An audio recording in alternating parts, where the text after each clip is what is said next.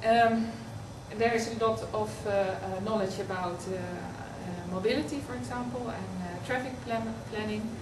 And the German network, which I will speak later about, has done a very interesting inventory of best practices.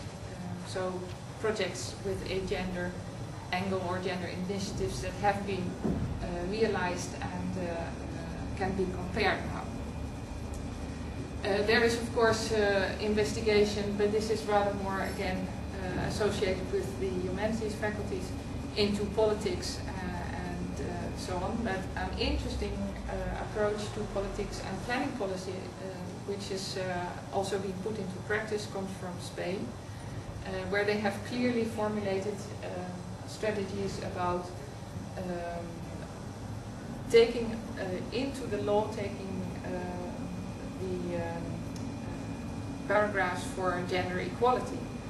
And of course now all the local authorities are very much into a panic because they don't know how to do it, and which has again produced a network of experts, which I will also show you a little bit later.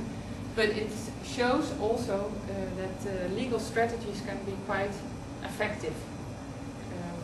The fact that it is mentioned in the national planning law means that things are being set into motion.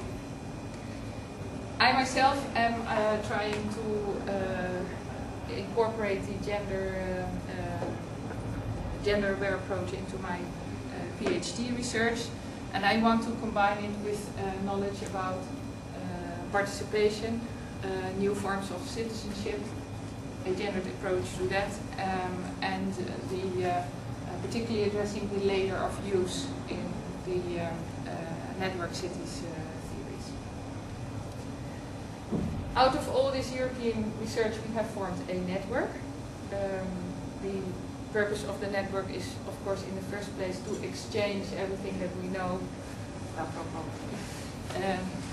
Everything that we know, and also to exchange between different disciplines and collaborate in each other's research if that is necessary. We are also trying to influence the European agenda, and we think that it is important to develop a European perspective, because the conditions in this continent are not exactly the same as they are in other continents.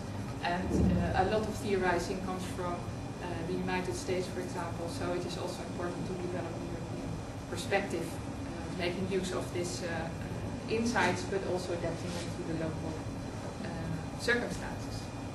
And of course, what we also want to do by confronting these different approaches is develop a body of knowledge, develop theories that can confront the contradictions that I've mentioned earlier.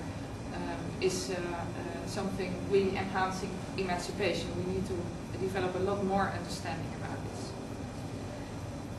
Which takes me to the next slide. We have seen that the theory building, parallel to the theory in the feminist, in general, theories, has gone from recognizing women as a kind of minority or special needs group, addressing special needs, to addressing more differences, recognizing that women are not all the same, they all have differences. And we are now in a time that we need to address these differences and patterns of change, and not only talk about gender as if it only concerns women, but also address both genders and see how these roles balance.